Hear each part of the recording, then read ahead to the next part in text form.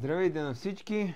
Правим един бърз анализ на случилото се днес, защото днес Бойко Борисов направи много важно изказване и ние хубаво да го разтълкуваме и да знаем какво точно каза този човек, защо го каза и от тук нататък каква е позицията, как ще се развиват нещата в българската политика.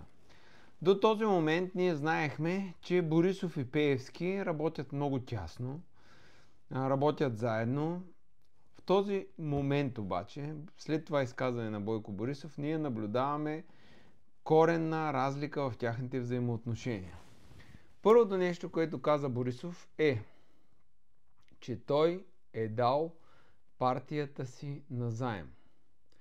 Което означава, че Бойко Борисов не носи отговорност за управлението на това правителство. Първо трябва да се замислят хората в правителството, защо Бойко Борисов го казва това нещо. Бойко Борисов не е глупав, той е стара лисица и вероятно има някакви сигнали от чужбина. Вече се задействат определени процеси от чужбина и колкото и Делян Пеевски да си мисли, че е недосегаем вътре в България, това нещо не е така. Може да се огледа и да види колко диктатора в света имат мрачна съдба. Може би това очаква и Делян Пеевски. И той няма да може да се измъкне от тази съдба, която го очаква. Бойко Борисов го е видял това нещо, омръзнало му е да бъде в кошчето за буклук в Европа и решава да се дистанцира от Делян Пеевски. Поради тази причина, много важно, той каза: аз дадох партията си на заем. Какво означава дадох партията си на заем? Ако вие дадете автомобила си на заем, значи някой друг го шофира. И в момента вие не сте шофьор. Затова Бойко Борисов направи първата крачка. Той се разграничи от Делян Пеевски и каза: това е правителство на Делян Пеевски. От своя страна Делян Пеевски днес каза: аз няма да позволя тази държава да се разпадне, държава с главно Д като Делян и държава, с което пък той пое на 100% отговорността, че той управлява, той е шеф. А Бойко Борисов се разграничи. Вие знаете, в нормална ситуация Бойко Борисов не би се съгласил да играе втора цигулка. Второто нещо, което се случи днес. Бойко Борисов не гласува на вота на недоверие, който беше за правителството на Росен Желязков, с което каза: това не е моето правителство. Втори много важен ход. Той беше в Народното събрание, можеше да изчака гласуването, нямаше голяма разлика между времето, в което той даде пресконференция и самото гласуване, но той избра да си отиде. Или, ако той въобще не беше дошъл до Народното събрание, можеше да каже: няма как да вляза, барикадирани са входовете и всякакви други неща, но той дойде в Народното събрание и си замина и отказа да гласува на вота на недоверие. С което каза: мен не ме интересува какъв е резултата от този вод, защото това не е моето правителство и аз няма да го подкрепя.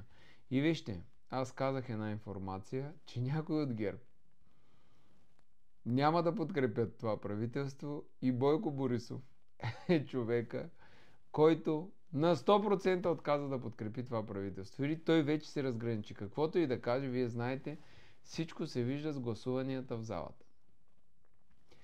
Третото нещо. Той се разграничи от ареста на Благо Коцев. Тук повече Делян Пеевски не може да каже, че не е той човека, който е арестувал Благо Коцев. Бойко Борисов се разграничи от ареста на Благо Коцев. Каза, че дори ако му дадат една тениска, той ще облече заедно с Пепе. И по този начин Бойко Борисов ни подсказа, че и той е заложник на Делян Пеевски и каза, че не иска КПК да съществува в този вариант, защото тя овладява на 100% от Делян Пеевски и е бухалка, която ще смаже всеки един човек. Това беше контекста, който каза Бойко Борисов. Или днес ние имаме 3 послания от Бойко Борисов, които са на 100% ясни, категорични и показват неговата посока. От тук нататък ние наблюдаваме война между Бойко Борисов и Делян Пеевски. Ще видим кой ще успее да победи. Старата лисица или младия глиган. Той не е много млад, Делян Пеевски, нали, както и аз не съм, вече възрастни хора сме, но е по-млад от Бойко Борисов. От друга страна, Бойко Борисов има голям опит, има международни контакти и все още има някакво име, което е запазил след различните бизнеси и стари мутренски групировки. Докато Делян Пеевски ще направи едно нещо, което каза Васил Божков. Васил Божков каза: един ден той ще дойде и за вас. Всички български мутри трябва да знаят, че Делян Пеевски ще дойде да им вземе всичко. Той иска да е най-голямата мутра. Той изяде Цветан Василев, изяде Васил Божков, изяде Гешев, видяхте за секунди го изяде. Изяде Ахмед Доган. Няма как да не изяде и Бойко Борисов и после всички останали, ако те му позволят.